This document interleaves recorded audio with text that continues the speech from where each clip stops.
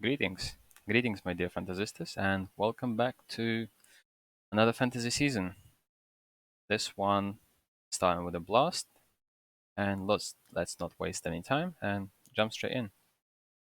Let's start with Vitality against OG, and I'll be completely honest, I don't expect much from either of them, despite that Vitality have a great adjustment in terms of spinks.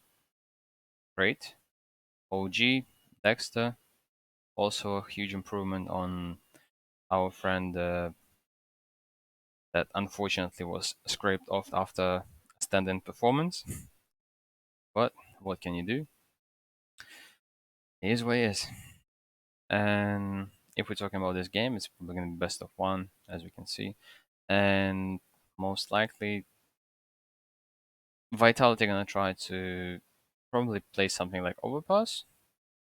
But if we look at OG, I don't think that we're gonna see like the potential Overpass in there. And Overpass, yes, 29% win rate, very poor, right?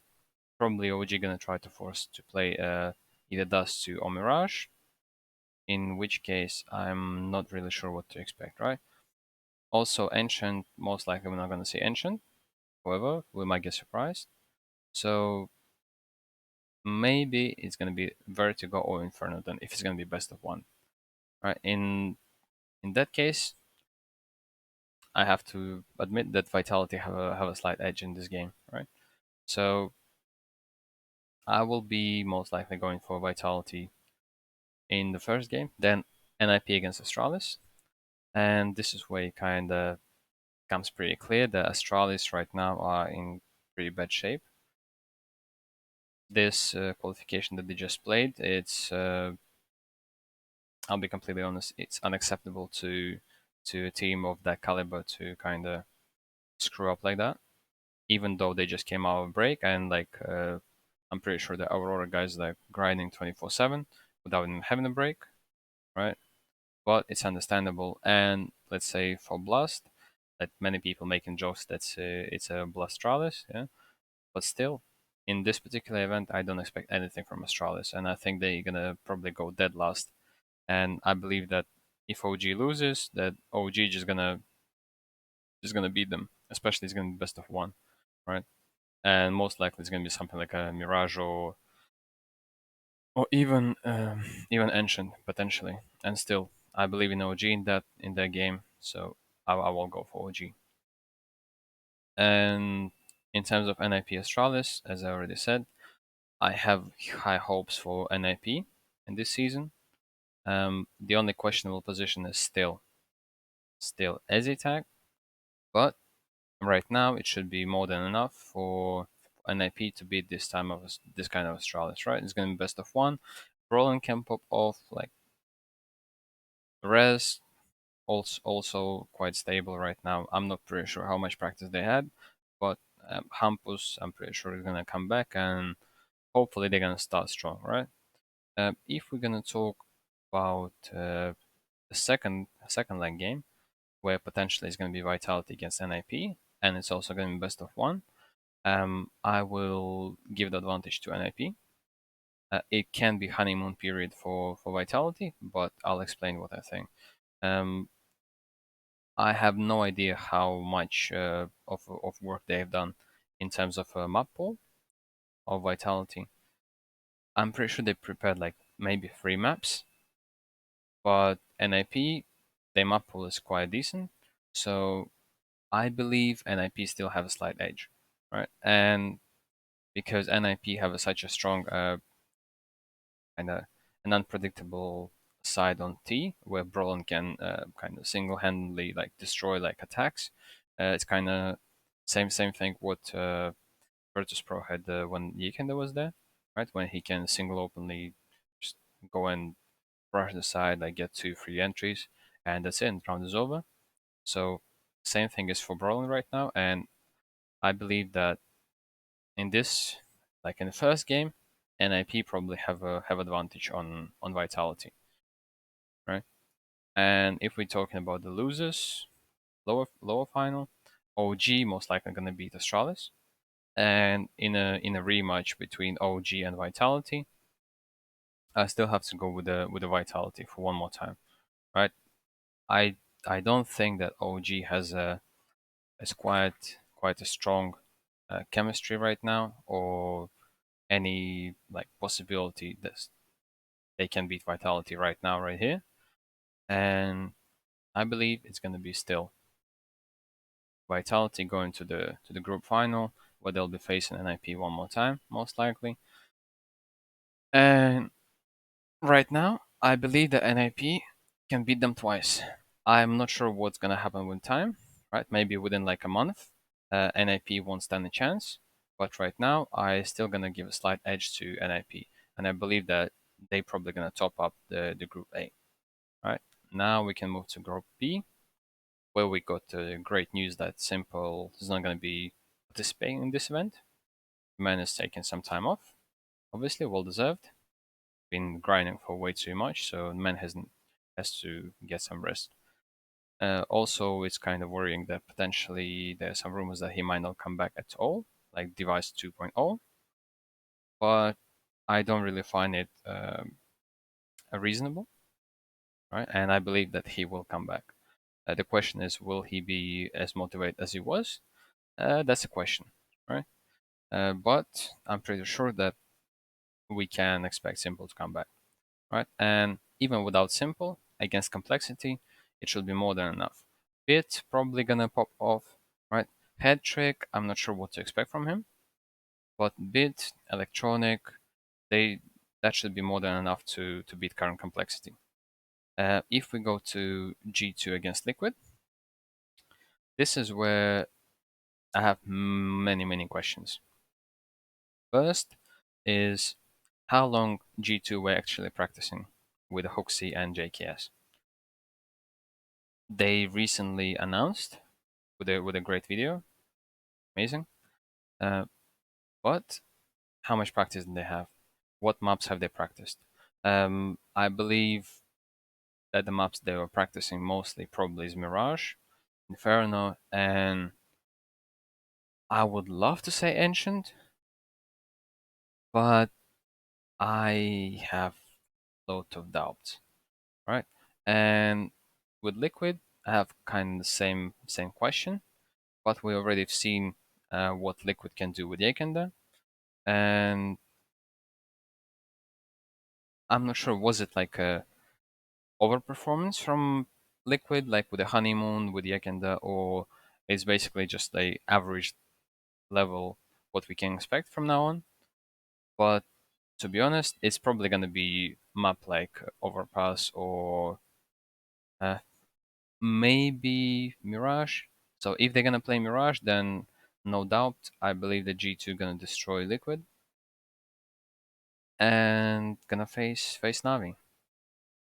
Now let's talk about the losers global final, in which Liquid gonna play Complexity and bad news for Complexity, another dead last performance, right? Liquid going to consolidation final, and if we're talking about Navi facing G2 in the upper final, then without Simple, unfortunately, I don't see Navi beating G2, even though it's gonna be like best of one and anything can happen. But without Simple, Navi, in my opinion, just turn it into average team, right? They're still gonna have some good performances most likely, but no Simple, no party. And I believe G2 gonna go to group final straight away. Then the second question is Navi against Liquid in a, let's say, in a constellation final, I guess. Yes. And in this case, I believe everything's gonna be dependent on the map they're gonna end up playing. If it's gonna be Mirage, it's 50-50. If it's gonna be something like Overpass, then I would say it's 60-40 for Navi, because they're gonna be more structured without Simple. Uh, However, they won't be taking as many like crazy plays as Simple would do. They're not gonna find as much space, and they will be mostly following the game plan. And the question is, can Liquid break their game plan? And I'll be honest, right now with Nitro IGLing, I don't think it's possible. So I believe that Navi is still gonna beat Liquid and gonna still fight for the group final, in which I believe that G2 can actually beat them once again. Right. So my prediction is Group A, NIP, Group B, G2. Now we're talking about Group C, in which FaZe fans and majority of people have kind of one-way expectation that FaZe is gonna come and destroy everyone. However, I have some questions.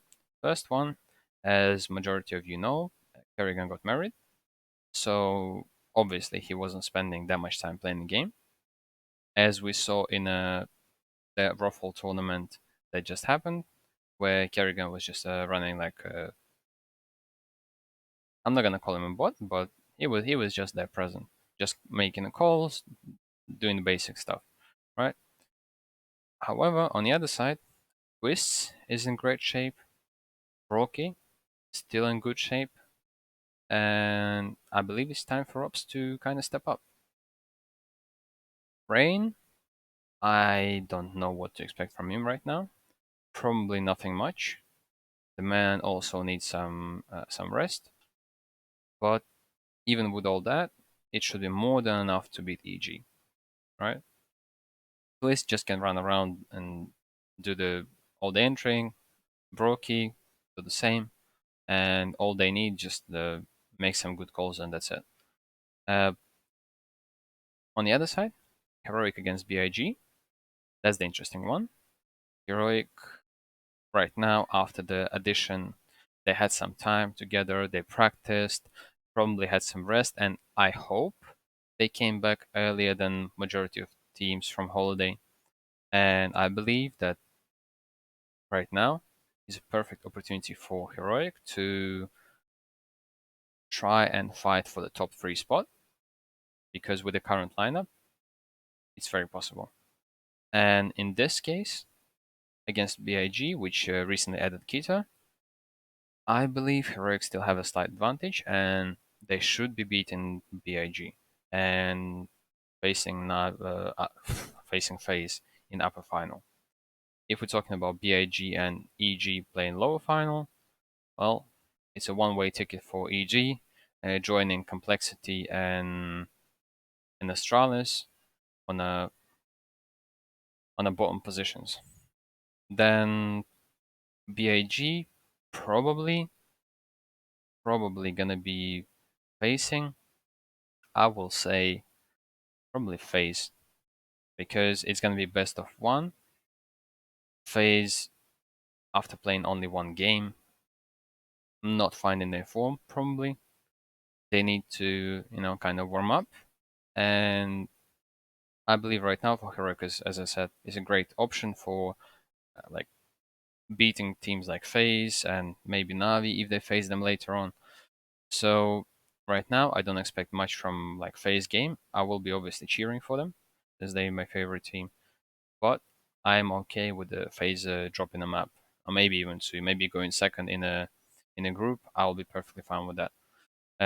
So I believe Heroic probably gonna beat FaZe and going to group final, and consolidation final can be between FaZe and BIG.